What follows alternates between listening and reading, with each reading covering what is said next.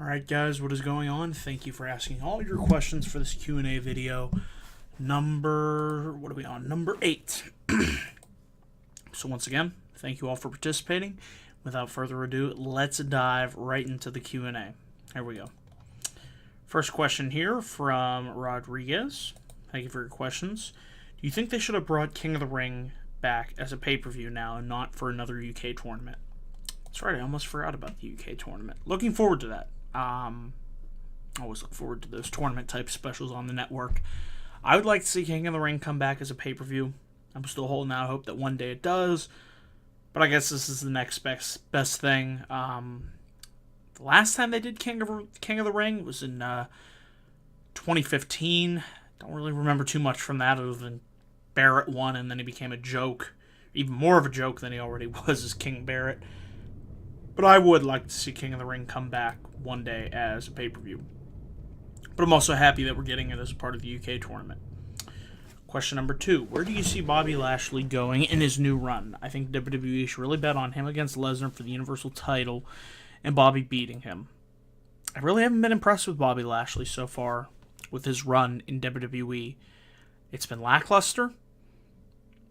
Not really a whole lot of motivation of why he's back, except for his family and his sisters. I'm like, okay, how does that get me to care about you? It really doesn't, especially for somebody like me who has yet to see Bobby Lashley. I mean, this is the first time I've seen him.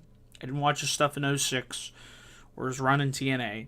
So for me, this is the first time, and I've really been unimpressed. I think a feud with Lesnar could be good. I don't think I would want to see it for the Universal title, though. I'd rather get that title off Brock as soon as possible. And then you could do a match against Lashley. Question number 3. Do you think they should have waited for Sanity's main roster debut when Nikki Cross finishes her duties in NXT's women division? Because seeing Sanity without her has no substance to the team. It's kind of a love-hate with what they're going to do with Sanity. I do like Sanity. I'm a fan of them. I feel they didn't go all the way with them where you could take their gimmick in NXT. There's a lot of unique, different stuff with the chaos and the anarchy and just causing all types of chaos. I agree. I would have brought them up with Nikki Cross. Be that as it may, I still see good singles potential in Nikki Cross, so I think she'll be fine. But if I had it my way, I would bring them up all together because why fix what's not broken? Just saying. And final question here. Who do you think should win the briefcase this year? The Money in the Bank briefcase. He's going with Asuka and The Miz. It's a good question there. I'll pull up the Money in the Bank pay-per-view card here. And let's see. I gotta go with Miz for the men's Money in the Bank. And for the women, Asuka's going to challenge Carmella, so that takes her out of it. I could see it either being... I'd like to see Ember Moon. I don't think she will. Or Becky. Ember or Becky. Especially Becky, who's been very underutilized on the SmackDown brand. That would certainly be a nice rebound for her. So, yeah, The Miz, either Ember Moon or Becky Lynch. Thank you for the questions. From Natsu. First question here. Aside from a heel turn, what can WWE do, in your opinion, to get people to like Roman Reigns as a babyface? If you were a WWE writer and you had to do something to get him over without turning him heel, what would that be? I'd let him go out there and speak from the heart. Just have him be booked like a badass. I'll have him be booked like a coward. Or weak compared to Brock Lesnar. I didn't like how that ended up going. Yeah, just cut with the scripted dialogue. Here's what you need to hit on these promos. Go out there and just speak from here. And the connection, I think he would be more comfortable without a scripted promo. I think it would be some more natural, believable. Change the getup, ditch the Shield, light gear, and the Shield entrance. Just new gear, new entrance. I don't understand why they never did that. To me, that would help distance them from the Shield. Rollins got away from it. Ambrose got away from it. But with Reigns, it just felt like we're stuck doing the same thing over and over again. So those are some of the changes I would make to Roman Reigns' character. Question 2. Amongst the jobbers or underutilized wrestlers in WWE, who do you think is a hidden gem and why? Underutilized or jobber wrestlers. Who is underutilized? Well, there's a lot.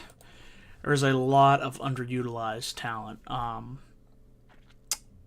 the WWE roster. I'm pulling up the roster here. I'd say Bo Dallas, Kurt Hawkins. Those two guys. What they call the B team now. Always entertaining there. The Revival, who have been booked like shit since they've came to the main roster. Just looking here at the roster. Tyler Breeze. Been a fan of his since his days on NXT. Going to SmackDown here. Let's see.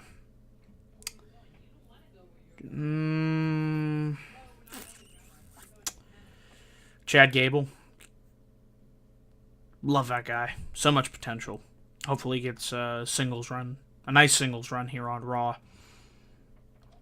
Gotta go with Becky Lynch, as I said previously. Very underutilized in the past year or so, ever since she lost the SmackDown Women's Championship. So there's just a few that I name off the top of my head. What do you think of Mandy Rose's new entrance? From what I remember, I liked it. I like Mandy Rose. I'm a fan of hers. I see potential in her as a singles. Since they split her up from Absolution. We'll see where they go from there. But I'm happy that group's done, because just once Paige got injured, I felt like, what's the point? It's really going nowhere. Question 4. I'm of the opinion that Brock Lesnar versus Roman Reigns isn't as bloody and brutal of a feud as it should be. Do you agree that they should have more brutal matches, possibly an I Quit match as their final one? Yeah, I was a fan of their first match at WrestleMania 31. Did not like the WrestleMania 34 match at all. I just felt like it just wasn't much to the match, and the blood that we got just felt out of nowhere. It's like, how many more F5s are you going to hit in this match? It's over and over and over. The same thing over and over and over again. It's just like, well, that was underwhelming. Steel cage match was okay. But yeah, I mean, if you up the brutality and the violence, I certainly think it would work with these two guys, but obviously in a PG environment, you can't do that. So would it help? I think it would, but I'm wondering would the matches still turn out the same? Interesting question there. Your final question, if all 3 members of the Shield disappeared tomorrow, do you think it would severely weaken WWE? Despite the level, or lack thereof, of creativity in the current WWE product and, just where we're at creatively, we all know it could be much, much, much, much, much, much, much, much better. Yeah, I think WWE would be in a worse place without Seth Rollins. Look what he's done since, they split off from the Shield. I'd love to see a run. Came back, finally got his momentum back. He was WWE World Heavyweight Champion, United States Champion, now Intercontinental Champion, Tag Champion. Dean Ambrose was loving what he was doing. Eventually worked his way up to the WWE title. Was United States Champion, Mr. Money in the Bank. Roman Reigns, with the controversy that it is, there you go. You see how integral each of these 3 guys was for WWE, and without the Shield, who carried that Monday Night Raw brand for how long with their great 6-man matches every week. They were easily a highlight of the show, along with guys like Daniel Bryan, CM Punk. But yeah, I think WWE would be in a lot worse place without the Shield. And if none of the stuff that they did happened, it would kind of be scary to think about. Thank you for the question. Moving on here. Question from my good friend Mike to Club of the Man 1993. Thank you for your questions. If you could pick one superstar from NXT to be a Paul Heyman guy, who would it be? That's a really good question. A Paul Heyman guy on NXT. A lot of good talent down there. But I can only pick one. I'd have to go... Oh, man, it's tough. Pete Dunne wouldn't be bad. I don't know, I could see them... That would be interesting. I'm going to go with Pete Dunne. Question 2. If you could bring back one championship from the past, what would it be? The Hardcore Championship. Such a fan of those hardcore matches back in the day on Raw, with Hardcore Crash Holly. The 24/7 rules. all the different type of fun, different scenarios you could do with that title. So that would be the one that I would like to bring back. Question 3: who do you think will be the one to dethrone Seth Rollins for the Intercontinental title? Excuse me. I could see that either being Dean Ambrose. Obviously, there are personal issues. I think that feud will kick back up with Ambrose coming back as a heel, or Jason Jordan. Obviously, when we last saw them with both guys, they were both tag champions with Rollins. So either Jason Jordan or Dean Ambrose. Question 4: who was someone you felt should have been moved in the Superstar Shakeup this year but didn't get moved?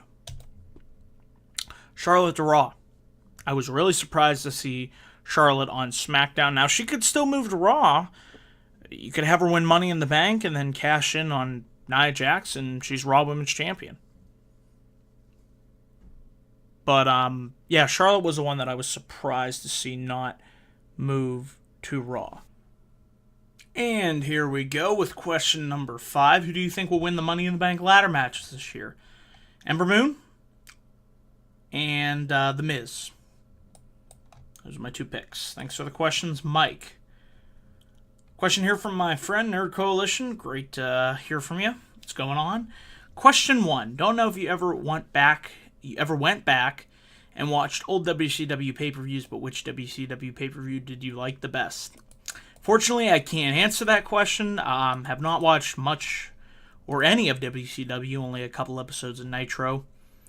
Currently watching old episodes of Raw I started in 98 up to 2000, so once I get through and caught up to 08, which is when I started watching, I will have to go back on the network and catch up with all the old WCW stuff. So unfortunately, I cannot answer that question.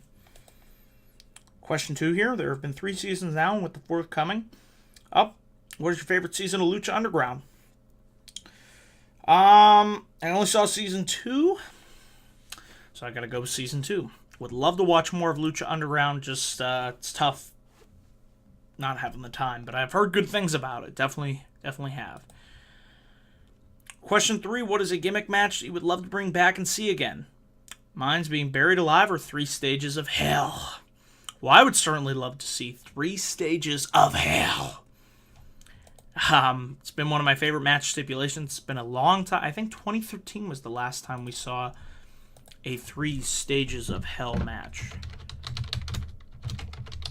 I want to say it was John Cena versus Ryback. We've only had 4 of them. Triple H versus Stone Cold, Triple H versus Shawn Michaels, and Randy Orton versus Triple H, and of course John Cena versus Ryback. So yeah, I would certainly like to see another 3 Stages of Hell match. Hell, you want to do one? Extreme Rules coming up. That'd be nice to see, because I'll be there. Cheap plug. Question 4. What are your thoughts on 205 Live since Triple H took over? Well, from the episodes that I've been able to watch, I've been impressed. It's definitely been a better watch. The guys have been able to go out there and perform to what I feel are the levels that they were able to perform at under the Cruiserweight Classic CWC.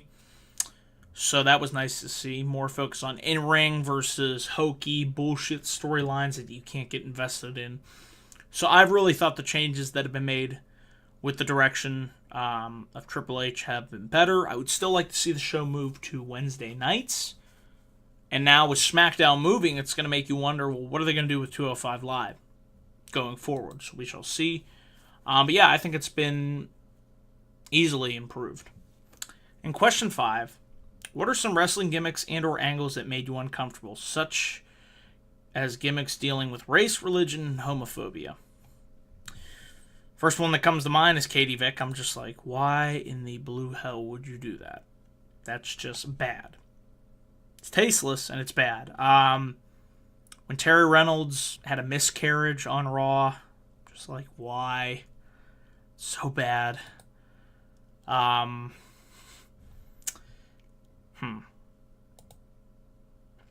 Other gimmicks, storylines that just made me want to cringe. Those are the 2 that easily come to mind. I'm sure there's a lot more. When Paige brought up Charlotte's brother Reed Flair in the promo. I thought that was really just, why would you do that? It's just tasteless. Come on. And it didn't even, just didn't sit right with me. I'll go with those three. I'm sure there are a lot more, but those are the three that come to mind for me. Thank you for your questions. And finally, from Jack Southall, my good friend, what direction could you see the WWE title heading if Nakamura beats AJ for the title at Money in the Bank? Any feuds you would be interested in seeing? I think Nakamura Joe, you could renew that rivalry. Nakamura Daniel Bryan. Nakamura Jeff Hardy. Nakamura Randy Orton. When he comes back injured, out right now. But you couldn't do Nakamura Almas. That'd be really good. There's a lot of talent there on that SmackDown brand. Nakamura Rusev. So yeah, those are just the ones that come to me at the top of my head. Question 2: What is your favorite pay-per-view stage design back when WWE used to be creative with them and didn't use the same 2 sets for every show? Back in the day, I thought the Backlash set was pretty badass. I liked the WrestleMania 17 set. I thought that was good.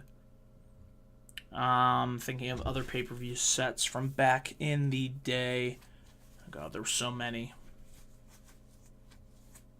I just miss the fact that they used to stand out. I mean, that was the nice thing.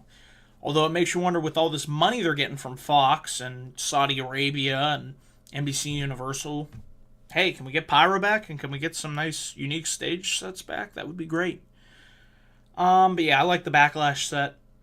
The WrestleMania 17 set. I'm thinking of other pay-per-view sets. WrestleMania 19, that was a nice set. Yeah, those are just ones off the top of my head. So thank you all for participating in this Q&A video. Leaving your questions. I will have to do another one of these again down the line.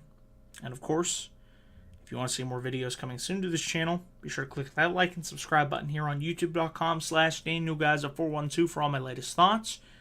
Be sure to follow me on Twitter at DanielGiza412. And be sure to check out my Facebook page, facebook.com/DanielGiza1994. So until then, guys, thanks for watching this video.